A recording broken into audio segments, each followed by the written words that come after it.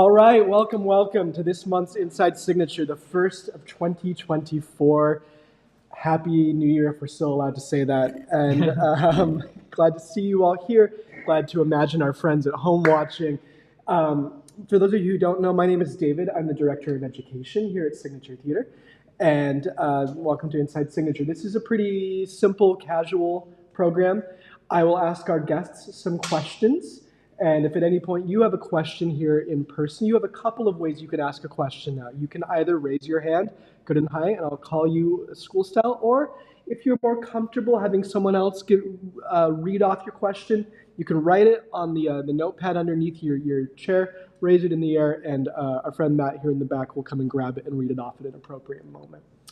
For our friends at home, if you have a question at any moment, just send it in the chat, and a staff member here will read it out for us when the time is right. So we got lots of ways for you to join the conversation, and we do hope that it is a conversation between all of us today. While I will say, just as a reminder while we're having this chat, to try to keep it on topic, and I don't think there's really any opportunity for us to step into personal matters, but there's been some issues in the past, and so just reminding, keep it on topic. Okay. There are lots of exciting things going on here at Signature that we hope you'll join us for. Going through this Sunday, here in the Arc, we have the That's What Friends Are For cabaret with Nova Payton. It's a Burt Bacharach cabaret. If there are seats left, grab one.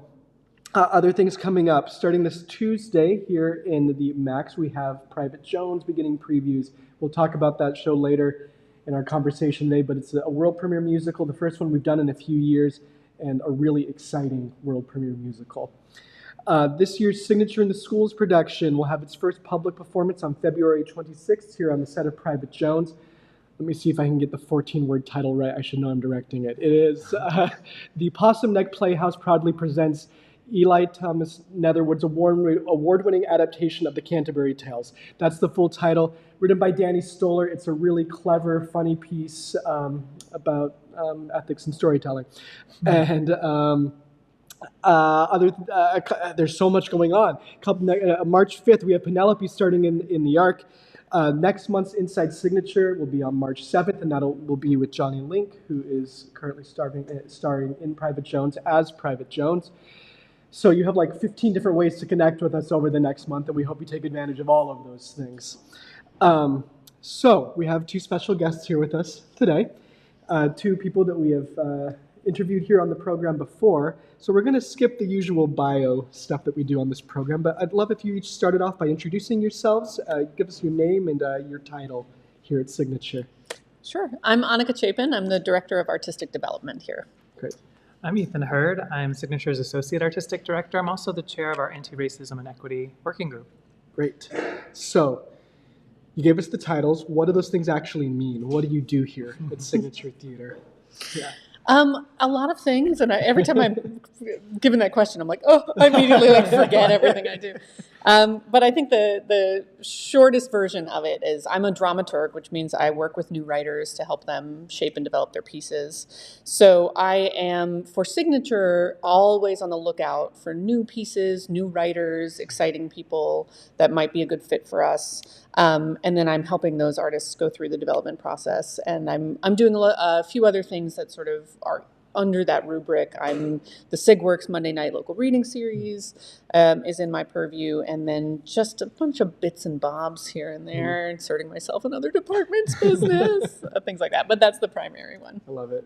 Ethan. Yeah, I direct one or two of our shows per season, and I help Anika and Matt and George, our little artistic team, read shows, consider programming, talk about what might work well for us. I'm assisting Matt whenever he needs me. I step in for Matt when he's not available. And in terms of anti-racism and equity, that's a group of about 15 staff from all different departments of the organization. And we're always looking for ways to make our art and our administration more equitable, inclusive, diverse.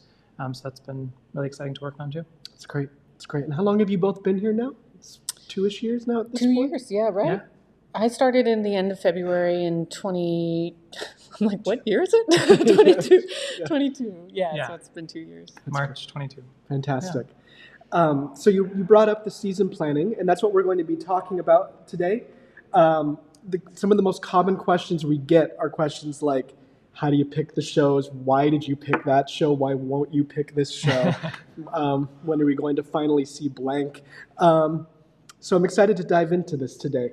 But before we get into the nitty gritty, I wanted to take a broader look at it. What does a good season, outside of singing, what does a good theater season look like to you? You get the brochure, you flip through it, and you say, that's what I want to subscribe to.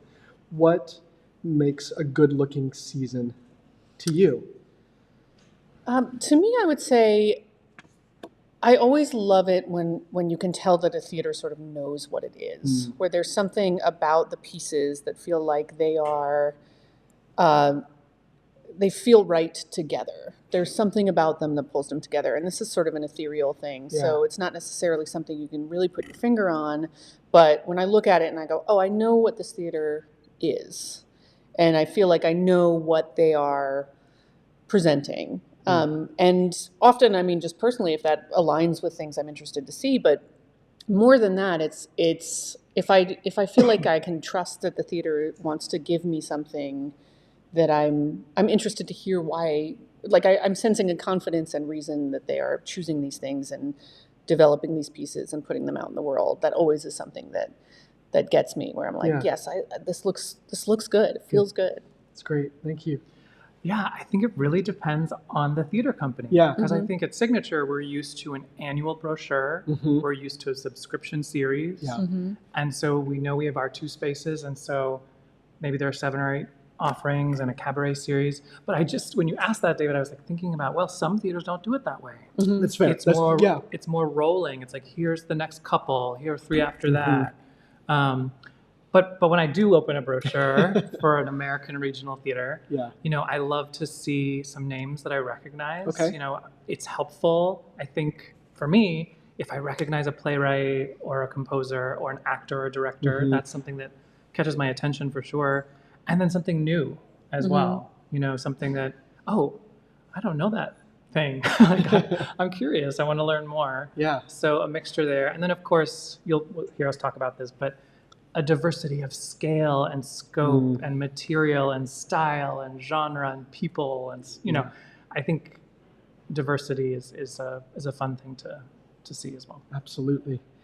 You kind of tapped into this with your comment in terms of like, it's clear what a theater's identity is when you're looking at a well-made season. I think, most of us here are regular theater goers here in the area. I think many of us could look at a show and say, yeah, that's a good fit for studio. Yep, that's definitely an arena show. What is a signature show? What is this place that we are producing art at? What makes signature? I'll give you the answer that I thought before I worked here, and then I'll give you the more nuanced answer that I now know. Before I worked here, I worked at 2 different theaters, and I would go to readings of things, or I would encounter a piece, I would read a play, and often I would go, this is a piece I really like, musical, it's really cool, it's really fun, and basically what I would say is like, it's really dark and smart and weird. Okay.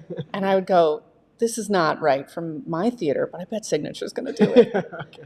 And that was how I knew Signature. I felt that their presence in the world was a theater that did pieces that were very like smart, very sometimes a little bit edgy, a little bit challenging, not afraid to confront some darker things, a little bit sometimes on the weird side. Yeah, sure. Absolutely. I love dark and weird. I love it. And then that was just really it. I just thought it was like it was a vibe that I personally really love, and so I always loved that Signature was doing those pieces, because a lot of theaters are a little bit afraid to do some of those pieces. They tend to choose things that feel like a little bit safer, a little bit easier, and I think that these pieces deserve a home. Now that I'm here, I wouldn't say that like dark and weird is necessarily exactly what it is we do. That was sort of my perspective. It's changed a little bit over the years. It has changed a little bit over the years, but I think that the fact that we are known as a Sondheim loving theater is kind of a touchstone for me, where it's like Sondheim's work is in some ways, I think, representative of the kind of work that we do here, which is it leads with the brain but has a great deal of heart. It's so clever but also speaks to a vast complexity of human experience. And I feel like Signature, that is a lot of what we do here, is that same sort of like, that's the sweet spot. Yeah, I love it. Ethan. You know, when I think of Signature, I think of the garage where I saw my first Signature show, and I think of these two rooms and what kind of theater can flourish in these spaces and containers. And I do think the architecture of the garage and these rooms really dictates a lot about what we choose and what succeeds. And I think we're looking for pieces that will flourish and reveal themselves in new ways in these spaces, particularly in the Max, because I think when we do a large American musical in the Max, you necessarily have to reinvent it. Because you have to, it's not a proscenium, there's not an orchestra pit, it's 275 seats, you know, and I just love the way these pieces open up and Signature can illuminate them. But I agree with these words like edge, ambition. I think Signature was born with so much crazy ambition to do Sweeney Todd in a, I think, middle school black auditorium. box. Yeah, and I think that still infuses the work. You know, the fact that we're doing ragtime in this space is really wild, but just creates an energy, you know, for the audience. Absolutely. Yes, please. Is there like a signature audience of them that you have to tailor your? I mean, would you look at a show and say, "Oh, that looks really terrific," but I don't think that's not a good show for our audience because our audience is different than William Adams. Do we have a sense of audience? Yeah, let's talk about that. We know my first answer to that is when I first came here and Matt sent me a script to read and I read it, and I remember talking to him and I was saying, you know, it's not super exciting to me, but it's probably great for a family audience, which was an audience that a lot of theaters feel like they should have shows for. And I remember Matt saying to me, like, that's not really a concern for us in the same way. Like, our audience loves the things that are a little bit more adult, that are a little bit more like Grand Hotel and what's the one that loose women smoking? Easy Women Smoking Loose Cigarettes. He said, he was like, the things that have done best for us here have like sex or cigarettes in the name. So I think this is a tremendous audience because they are very engaged with these just meaty conversations and these kind of like themes that you don't always get in a theater. So yeah, is it sort of a like, this piece is not right for our audience? Yes, to a degree. I think every theater has an audience that's a little bit different in what they're looking for from us. But I've never felt a sort of like, oh, darn, that's not right for our audience. Because to me, the pieces that I think are the most exciting to us are the ones that feel like they would be most exciting for our audience as well. So that's a great thing when you can say that about the theater you work for, and you're not sort of having to do this other part of, you know, the audience, what they're looking for, which maybe isn't what you really believe in. Like, I think we all kind of really believe in all of the shows that we do here, which is a rare and wonderful thing because the audience it feels like we are very lucky in that our audience is very attuned to what we're trying to do here and very on board with that conversation, which is just a gift. So that's my answer to that one. Yeah. I mean, a few things are firing. One thing I'll just share is our artistic team is going away next Tuesday, off-site, to do a retreat and to really ask ourselves these questions. So this is like a perfect timing, actually, to kind of nourish that conversation next week because, you know, really, Eric was our artistic director for 3 decades. And now Anika and I are joining Matt and George, you know, at this moment where I think Signature is envisioning the next chapter still and actively figuring it out because we're emerging from the pandemic. So I would say the audience while we have tremendous supporters who have been with us the whole time and have continued to be our champions, we have to find new folks and we have to keep building and kind of re-energizing our audience. So I'm excited to see us sort of keep exploring what works. I think selling Cobble is something I keep returning to as like a real success for Signature that to me was a little unexpected. I mean, Matt knew, I think, that it was going to be a hit for us, but for me, it was like, oh, I learned something important about selling Cobble succeeding and King of the Yees succeeding. Because those, I mean, Anika had a hunch too that was perfect for us, but I'm just sort of like, interesting. What else can we do in the vein of those two? Yeah, it's fascinating. Any other questions? Barbara, please. How long will you be gone on your retreat? It's brief and beautiful. Yes. It's one day. Although maybe next year we can convince them to do like, oh, we need a week in Paris to discuss how the audience is, Excellent. Please. In regard to, when the program comes out, as a subscriber, I'm particularly looking for a few familiars, sort of the anchors, and then the unexpected. And I think you can keep that mix. It's a good plan. So I've been failing at repeating questions for our folks at home. So just a comment that as a subscriber looking for what we call the tent poles, a couple of big familiar names with some new and unusual stuff in the middle, and gave a vote of support for that plan. And thank you. Yeah.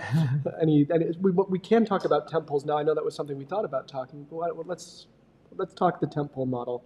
What is it, and how does it work? And yeah. Well, Maggie can correct me if I'm wrong, but I think one of the sort of recent innovations that Signature has been exploring is running the tentpole max musicals longer. Yep. So you may have noticed that Into the Woods and Ragtime and Hair are all over 10-week runs, which Signature didn't used to do, except for rare occasions. Chorus Line or and Les Mis. West Side, yeah. So now we're being more mindful about choosing a couple of those shows that we think we could run a longer time for cost efficiency and also just to build word of mouth so that more people can see it. Also, I don't know if we need this, but just to define what a tent pole is when we're talking about it. Yeah, it's just that the tent pole is usually a piece that we know will probably be successful. It's it's already a popular piece. So something like Ragtime, where we're reasonably sure that that's going to sell well, that's going to be popular. That is what we say when we mean that. And they usually are the ones that are more known because you know that you love, whatever it is. You know that you love Hair. People are familiar with them and have asked for them. So that's kind of the idea. And then, just to extend the metaphor, you have the big tent poles that are holding up the tent, and then you get the smaller ones that are supporting the season that are a little bit less structural, I guess. Now I'm getting lost in this about as long as I can sustain that. Yes, please. There may be shows that I've seen before, but what I look forward to is seeing how Signature reimagines it. Yeah. So it's going to be the same show, but it's going to be a different experience, which is kind of neat. So for our folks at home, it just was said that one of the selling points of the temple system, its signature, is seeing a familiar show done in a new, reimagined way. Great, thank you. David, please. I agree about the tentpole analogy, but it seems to me also something that Signature does very well, which we're going to see very soon, and that is something new, which Private Jones is, and which has a tremendous buzz, because I've been listening, and people are intrigued by the idea of it, by the ground that it's covering, by the people who are in it. So Signature has done this again and again, and I've noticed that. One missing, Camille Claudel. So you mentioned something about people may say, what are you bringing back? Or when are we going to see this? I'm just throwing that out there. It would be great to see that because Camille Claudel, just before the pandemic, had that kind of buzz. It was brand new, and everybody wanted to see it. Yes, thank you, David. So, David shared with us his excitement for Private Jones, the world premiere musical that begins previews next week. I am very excited about it, and I'm glad to hear that you've heard some buzz for it. He also asked about the future of Camille Claudel, which was a show that was supposed to open for us back in March of 2020, but March of 2020 happened. Who knows? I don't know the future. At this point, it's not on the docket. Maybe someday it will be, but we can dream. Yeah, I don't know. It's not on the docket for now. Yeah. Thank you. Do I see another hand in the back? Well, we'll go to Caroline with the online one, then we'll jump back forward. Yes. Ira online wants to know, will Signature ever do a full production of Saturday Night, or anyone can listen? Okay. The future possibilities of a fully staged production of Anyone Can Whistle or Saturday Night. I think it sounds like I must have been around for a while because we did long ago do concert versions of those. So that's the implication there. And then, We always are looking at the Sondheim canon. yeah. And, as you know, we did 3 last season. Yeah. So we took a break this Yes. season. And there's always Sondheim's vying for a spot. Yeah, I mean, I would say never. We love us some Sondheim in this building, so yeah. Yeah. And there's a new one to consider. Here we are. Yes. Yeah. Which we love. I could have tangents to. Oh, really? Okay, well, we should talk. Okay. Yes. Keeps please. I'm in here. And I don't want to steal your thunder, Please. but I hope you'll tell us a little bit about the timing of this season coming up. Is that already in the can? I mean, have you already decided on the next season, or what's the timing? No, I'm not asking for what it is. Yeah. No, is it already decided upon, or Some things. What's the lead Yeah. time for getting this stuff? I mean, this is where the big it's combo. real cooking. Yeah. It's real cooking right now. It's not finalized, but we are very much actively trying to lock it down because it's soon. So that's a very vague answer, but that's kind of the best I can give. Where we're working on it very actively at the time. Well, to give you a taste, there are these last-minute challenges that pop up. We think we have decided on something. Yeah. We've expressed interest to the people, the agents and writers, and then maybe we'll get an email saying, actually, that might not be available. Or with next season, it was funny because a few months ago, we had a moment where it actually looked like the season was planned. Yeah. And I remember thinking wow, cool. We're way early. And of course, that moved out of the way and this one couldn't do it. And the director of that one, no. And so it's completely different than what that looked like. But I think as soon as you think it's going to be easy, it's of course the ones that are a little more complicated. And I think we can say this too, that, it's not always just Signature. Sometimes we're trying to partner with another organization. Yeah. So, or two. Yeah. And trying to get them to respond to emails and commit and, make all the planning work. Yeah. Please. Are you talking about the season 24 and 25? Yes. Yeah, the planning for 2020. Yeah, 24, 25. Yeah, is what we're talking about. Yeah. Yeah. Thank you, Barbara. Yes, since you thought you had that season all set, could you possibly? Absolutely not.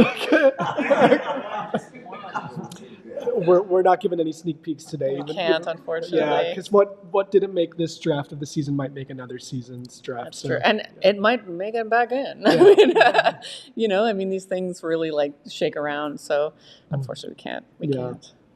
David, please. I'd like to go to the other end of making decisions, and that is, I assume that all the time you get scripts flying through the door and piling up on your table. So this is the very beginning of the process, and I wonder if you could both speak about how you look at this slush pile of scripts and start to read, and how do you begin to calculate, let's look more closely at this, or this one isn't going to be here for us. Yeah, so to repeat for our friends at home, you probably get a lot of scripts, you probably see a lot of theater, you go to a lot of workshops. How do you start to sift through it all, and what makes something stick out to you as a possibility for Signature? I mean, for me, I think, I always have a list, and I'm going to be honest, it's not always the best scientific method for what I choose first. Some of them are time sensitive, some of them are a little bit more. So, there's a reason that I need to prioritize that one. So that it will be what I will go to first. Sometimes it's just something that I'm like, yes, this sounds great, and I just want to read this one right now. And in terms of how I personally know to move it on, yes, there are many times where you're looking for something very specific. And so you're like, I need something that is very small. And I think this is maybe a good fit for what we need at the time. But for the most part, you are just looking for something that you feel is good and interesting. And you just have to trust your gut at this point to know that. And I think every theater in America in the world probably has a shame in the Excel document, which is like the play that somebody rejected, that it was like, oh no, and it becomes a hit somewhere else. Yeah, I remember my first theater. It was like Mr. Burns, a post-electric play. Yeah. Yeah, I didn't do it. It was before my time, but it was like, somebody had read it and didn't like it, and then it went on to have a beautiful life, and be sort of a contemporary. Like, you're going to get it wrong sometimes. There's going to be things that are not personally interesting to you or don't feel right to you that might be something that somebody else joined, and that sucks. That's kind of goes along with it, but you just know that something is interesting, and then you pass it forward to see if other people share that feeling, and sometimes they don't, and sometimes you're like, okay, and sometimes you all do, and that's when it's exciting, when you can kind of get it moving. Love it. Yeah, I've learned a lot. I mean, Annika's been doing it longer than I have. I was like in the opera world for a while before Signature. So when I did get this job, people came out of the woodwork emailing me projects and scripts.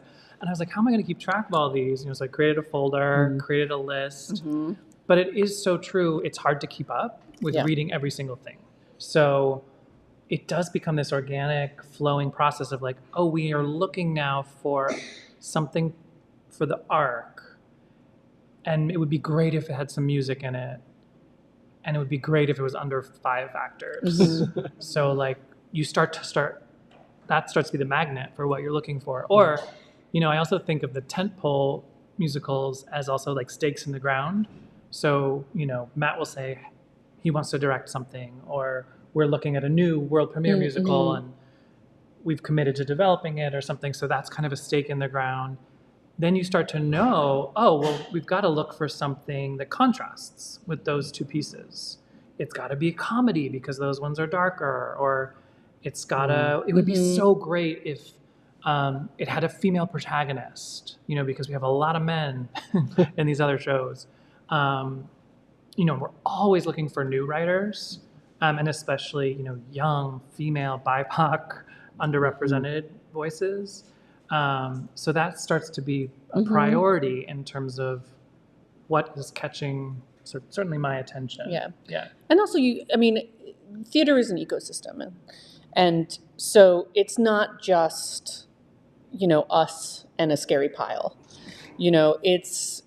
There will be plays that people I know who work in other theaters will send to me to say, like, we couldn't do this, but I think this is really special. You should read it. Or agents who I know and trust will say, I really feel like this is going to be a good fit for you guys, Or an artist will say, I just was in a reading of this piece, and I just loved it. And so sometimes you're getting these things not only just from like submissions, you're getting them from the world around you. And frankly, that will kind of trump it. I have very smart, wonderful theater friends who, if they send me something and are like, this is special, I'm going to read that. Maybe before something that was sent to me 6 months ago. Sorry, that person.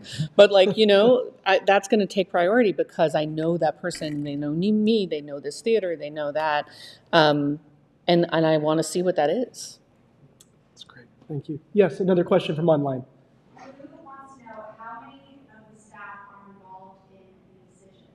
Cool. So talk about staff involvement on season planning. Who's involved? How many? That's a good question. I'm not sure what the total number would be. I mean, it's Yeah. Certainly, once scripts and projects rise to the surface, Yeah. Senior staff is weighing in and talking about how team marketing feels about something, or Right. what kind of development opportunities are around. Yeah. And there's also like a logistical budgeting conversation that happens before it gets to the sort of like, this is our season. I think scripts that come in and shows that we're considering doing are pretty much within the artistic department, which is really just the four of us, Ethan and me and George, our wonderful casting director, and Matt.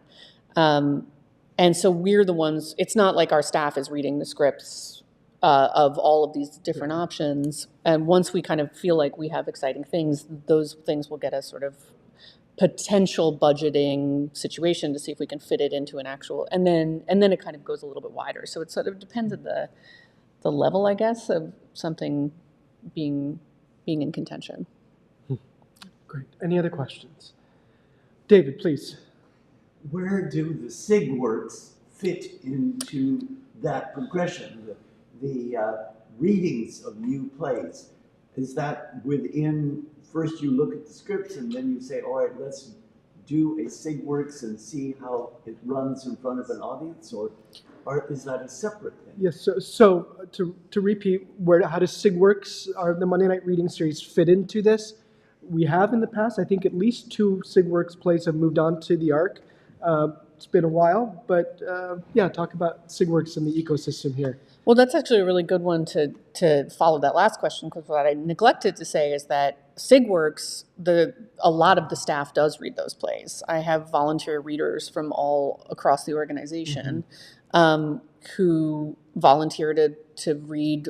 Like, we get usually over 100 submissions for that series. So I mean, could not do that without them. And they are so engaged and smart and thoughtful with their responses.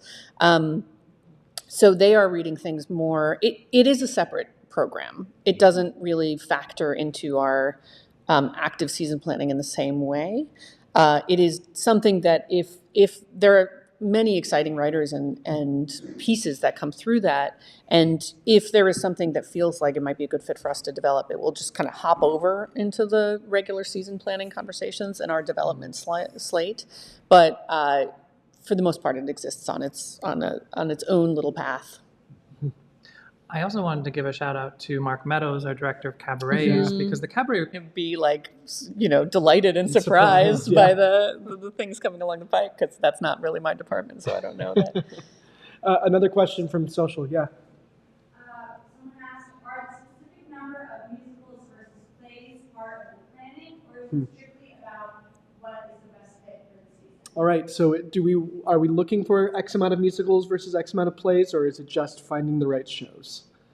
It's mostly just finding the right shows. I mean, I think mostly musicals, but especially in our smaller space, which is a little more challenging to find musicals that fit in that space. Plays are a better fit there. So but it's really just about what feels right for the season, right? Yeah, and we've definitely considered plays for the max. Yeah. In this time of reinvention, sort of post-pandemic, we've been talking about how many productions Signature wants to produce over the course of a season. It becomes trickier and trickier to make money in the ARC. So we've experimented with more cabarets in the ARC and fewer productions, you may have noticed.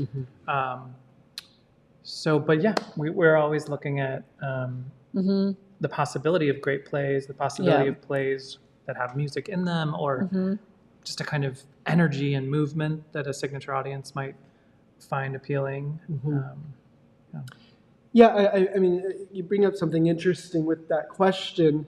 Like, there is an implication, like we are the musical theater, right? But we still do some plays. And how does a play fit into this system? Is there a particular kind of play that Signature does now? Talk about the role of the straight play at Signature Theater. I mean, I think it could be a lot of different things. Yeah. We do talk about sometimes, as Ethan referenced, plays that feel like musicals. Yeah. Which is the one, like, I think King of the Yees is a really good example. That is a play. That is not a musical. There are no songs in King of the Yees, but there is a sort of theatricality to it that made it feel like it was living in the same world that musicals do. But we've also done Annie Baker plays, and Yeah. I would say Annie Baker plays are sort of very much not plays that Yeah. feel like musicals. Selling Cobble doesn't feel like a musical. Yeah. So I don't know. I don't know. I feel like there's no answer I Yeah, can give that's that fair. wouldn't be immediately contradicted by three things we've done. So we kind of know it has to feel right within the rhythm of a season, Mm-hmm. I think, more than it has to be, and it has to feel right for signature. But what that means Is exactly amorphous. can be really a little bit, yeah. Yeah, that makes sense. Mm-hmm. In the back, and then we'll move forward. Yes, Caroline. Kim wants to know, can you talk about how Private Jones came about? Yeah, so talk about Private Jones. Tell us. Can I talk Yeah, about please, Private take a moment. Let's Jones? just talk about. We can take our Private Jones intermission here now and just talk this show for a while. Okay. Yeah. Okay. I have this reaction because I only want to talk about Private Jones all the time in all facets of my life. For years, this has been true. So I'm like the light of joy comes into my life to talk about Private Jones. Okay. And how it came to, what was the question specifically? How it So I came to don't go be. off too far into how it came about. I love talking about this. Okay. So, way back in 2019, I was working for Goodspeed Musicals, which is a beautiful theater in East Haddam, does exclusively musicals, and they have in the winter a writer's retreat, the Johnny Mercer Writers Grove. And I had known Marshall Paylett, who wrote this show, for a few years, and I had really, really loved his work. I just thought he had a very distinct voice. I thought he was very smart. So I had invited him to apply to the retreat, and he had applied to this retreat with an idea for a new show that he hadn't written yet. And you have to give an example of your work, and then if you have a new thing. And so we were like, okay, well, this idea sounds cool. And here's some five songs of his work. So he got into the program. He was supposed to come for a week in the end of January. He arrives, I think on like day one, he said to me, I can't do the show that I wrote, that I applied to this program with, because I can't get the rights. It was about some sort of a situation that was in the news at the time, and he was like, it's just not even worth it for me to do that. But I have this other idea about a soldier during World War I who is deaf. Do you think I should write that? And I was like, yeah, man, write whatever you want. Like, I'm not gonna, I don't know. Sure, write whatever you want. I'm like, so he went off to the housing of East Haddam in the snowy winds. And over the course of the next few days, this show poured out of him. I have never seen anything like this. Like, my nerdy comp that I say is like, in Greek mythology where like Zeus has a headache one day and like Athena pops out of his head fully formed in armor. Like, it felt to me like this show was Athena. Like, it was just in him in such a visceral way, and he just was writing this. And like a few days later, he called me to his living room, and he's like playing me some of the songs that you will hear in that space. And I was like, what is happening? This is so good, but also so clear in his vision. And usually when writers are writing something, they're figuring it out. They're taking some time. It's like, it's not fully formed. It's going to change. This was it was like he was just unleashing it. And over the course of that week, he had a big old chunk of the first act, and then he stayed an extra week, actually. And by the end of that week, that was 2 weeks, he had basically a draft of the first act. And I was like, this is bonkers. And it was, again, like stuff you will see on that stage. And it was exciting. There was just something about it that just felt like, wow, this was out in the world, and it was so cool. So then Goodspeed, in addition to having that program, has a festival of new musicals. We put that show in the festival the next January. So it was a staged reading with a student cast, kind of a simple thing. They had 2 weeks to work on it. Marshall directed it. Less than a year after he had started writing that show.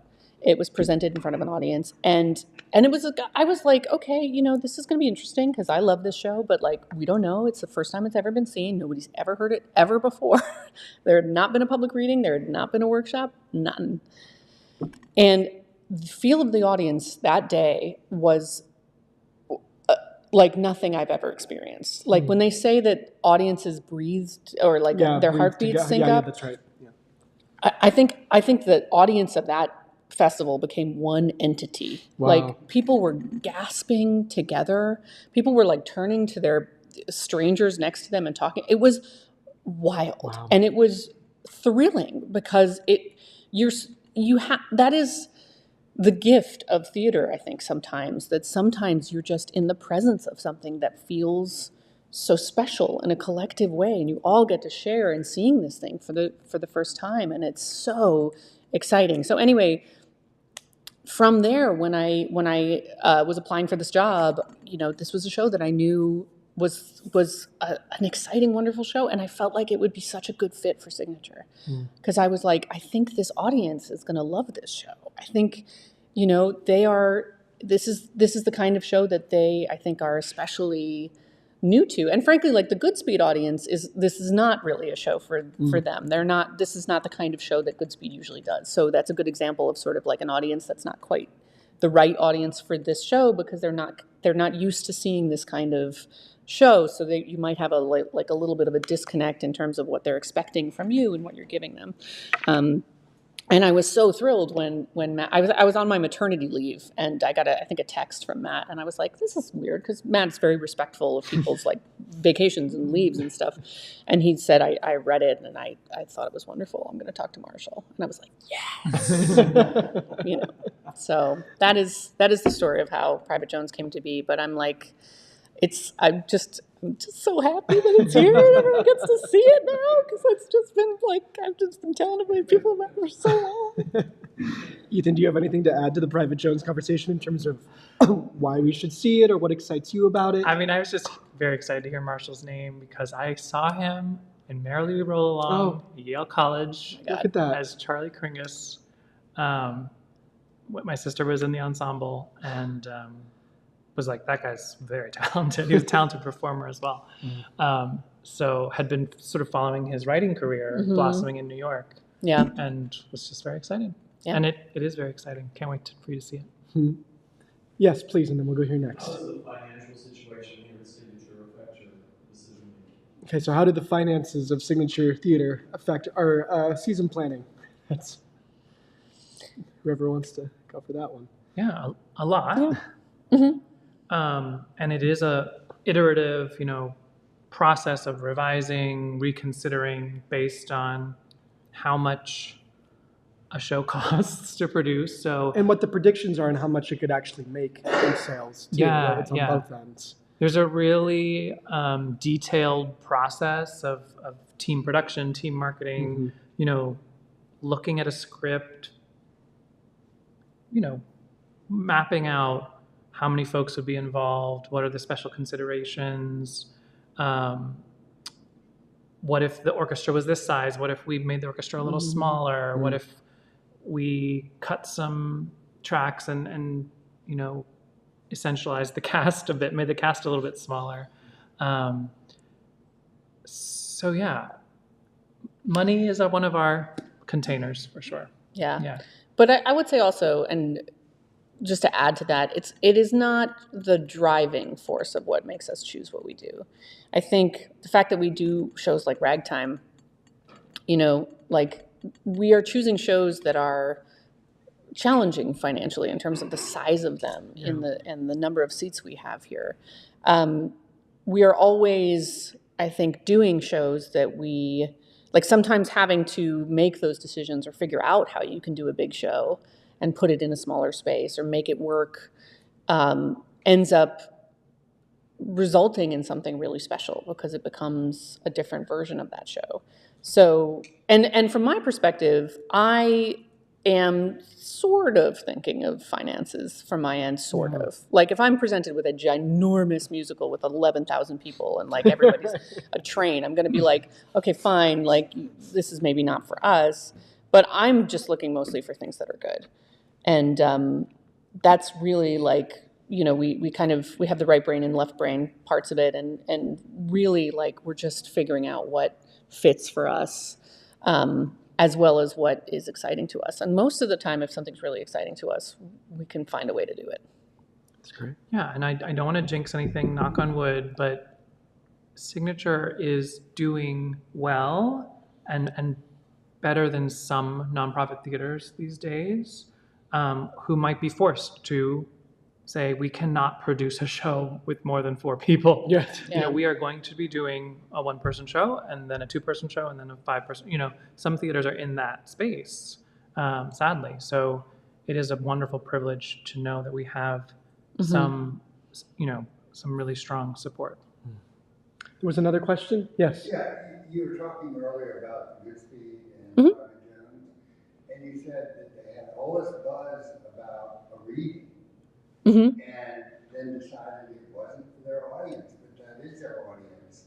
So how did Yeah, so talk about the reading process and what that meant for Goodspeed and Private Jones. Yeah. So I mean, I don't want to get too like in the weeds about them, but they also, that was a festival that we did it in. And so that was a specific audience that was very embracing of new musicals.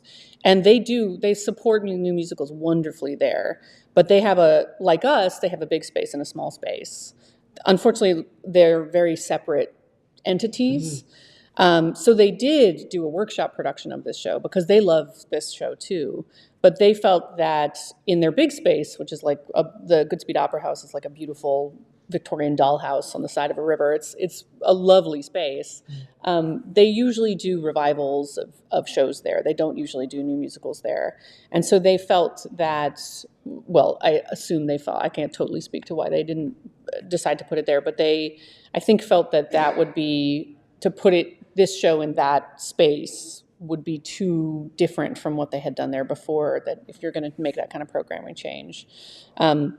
So they put it in their smaller space where it could be more of a workshop thing, and Marshall could work on it before it came here, which really was a wonderful solution for both theaters. But that sometimes is the kind of decision you have to make when you know, have a piece that you believe in, but it is a big shift from what you have programmed before. And you don't want to put a piece in front of an audience that isn't going to respond to it because they're not ready for it, you know? So it's a conversation all the time that I think every theater is having about shifting the kind of programming you're doing, and how long does that take, and how do you do that, and how are you sort of making this kind of symbiotic situation where it's a good, you know, the shows are safe in the hands of the audience, and the audience is safe in the hands of you, and like it's and if you're challenging the audience, you're doing it in a way where they're prepared to be challenged. So Progressing with you. Yeah, a little bit.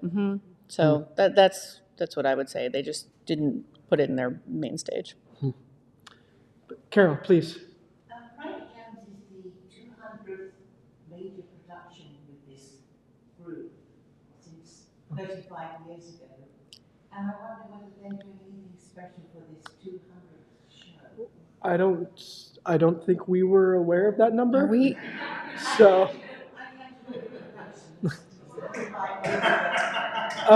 Carol has said that Private Jones will be our 200th production. We'll verify and discuss that after this meeting and what that means for us as an institution. Thank you, Carol. Good. Any other questions?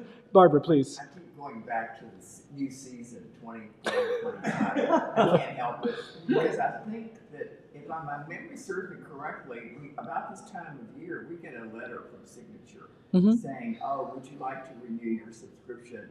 We will give you a clue as to maybe 1 or 2 things that are happening." When is this going? When is this letter? That is a great question. The renewal invitation that usually gives a hint or two will come when it's ready to come. Okay.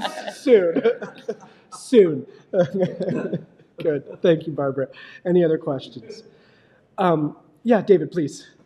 As I was looking at the shows of this season, and of course I'm looking forward to next season too, but I found some very interesting continuities that with Ragtime and with Private Jones and with Penelope, you're dealing one way or another with war. And with Hair conflict. and Bridges of Madison County. Yes. It's an all, it's, yeah. Yes. So was this something deliberate, or is this something that sort of coalesced? And I'll say one thing that struck me very strongly is at the end of Ragtime, the Duke has now been shot. He has not been warned. Seems to segue into the beginning of Private Jones. Oh, interesting. It does. You have that continuity going on. Yeah, so for our folks at home, David brilliantly discovered the maybe intentional, maybe accidental. We can talk about that theme of war connecting our most of our season. And he then made the astute observation that Ragtime ends with the beginning of World War I, and Private Jones then picks it up and keeps telling us World War I. Talk to us about this theme. And I'm so excited to yeah, talk about thank you, this David. thing. Yeah, I love that. I love that so much. Is it intentional? Not really. We don't have season planning meetings and specifically think what can we fit in to make a narrative like that. But the shows that we are doing are often so rich and full that there are these themes that thread through these. And it happens a lot. It's happened at every season I've had without necessarily realizing it. There was one season that we did at Goodspeed where there were a lot of Stranger Comes to Town stories, including The Music Man and the 2 new musicals that we were doing. So it was like complete, interesting things. So it's not intentional, but they are almost always there. And one of the joys, I think, about season planning is finding, and I think this is what I mean too when I said the thing about it feels like a complete thing. Subconsciously, there is a conversation being had with shows in a season. And although I also will do that too, where I'll pick out the shows that I want to see, often the whole complete thing is giving you actually another thread to pull through all of these. I mean, I think my favorite of what you mentioned in terms of the war, because it is funny, it's everyone, like Bridges of Madison County, you're seeing basically a war bride. Penelope is a woman waiting at home for her husband, who has been at war for 10 years, 20 years, 10 years, oh my God. 10 at war and 10 waiting, right. Whew, gotta get my head in Penelope. Whew, it's in Private Jones land. And then Hair. But I think what's interesting to me is Private Jones, you're seeing there are 16-year-old boys in World War I who are desperate to go fight. They're lying about how old they are. They're lying about whether, they match the qualifications because war to them is this exciting thing that they want to be a part of it. And obviously they go to war and that becomes a lot more complex. But when you get to Hair, what you're seeing is a lot of young teenage people who now know the reality of what war looks like. And so I think those pieces being our sort of main stage pieces back to back is a really fascinating glimpse at what one part of that conversation that has changed a great deal, even in the years between the span of those shows. So it is a conversation that I think then, once you're aware of it, once you see these shows, it is something that you now will be able to pull out and have these kind of greater conversations beyond just the plots of the plays that will help your appreciation and understanding of all of those pieces a little bit. So I love it. I love that exciting stuff. My little offering would be that, I'm not typically a woo-woo person. I'm pretty rational and organized. But I do think there's this subconscious cosmic mystic thing that's happening in art making where certain themes just come through artists and collaborators and sort of surface at different times. Yeah. And sadly, I think a war story is always going to be relevant, sort of no matter when you produce it, but it certainly is extremely relevant now. And I don't think it was a mindful, conscious thing, but somehow it happened and it coalesced that way. And I'm glad you're noticing it. We're very much noticing it. We're actually going to try to make some programming this spring to talk about it together. Great. And how these different shows resonate off of each other. I love it. Yes, please. So our Cracker Jack research team looked into Carol's Lane. It is the 200th live performance if you don't count the digital season. Okay. Digital season would make it 205. Okay, Wow. so thank you. So we did the research, discounting the digital season, the virtual season. We are at 200 with Private Jones. If we're counting the virtual season, we're at 205. So congrats either way, everybody. We made it. I'm picturing a big cake. That's Yes, what I was please. picturing. Okay, we're making the cake happen. Just pastry But it is first. our 200th in-person production. We're winding down. We've only got a few minutes left. Earlier in the conversation, you mentioned the idea of a diverse season. Can we unpack what that means and how we get there and why that matters? Yeah, whoever wants to begin that chat. Yeah, I would just say there are so many ways that we are seeking diversity. I'll name a few and then you can make sure I've covered the big ones. I mean, certainly the content of the shows, we want to tackle different themes. The genre of the shows, we want to have lighter fare, we want to have that deeper, darker, dramatic stuff.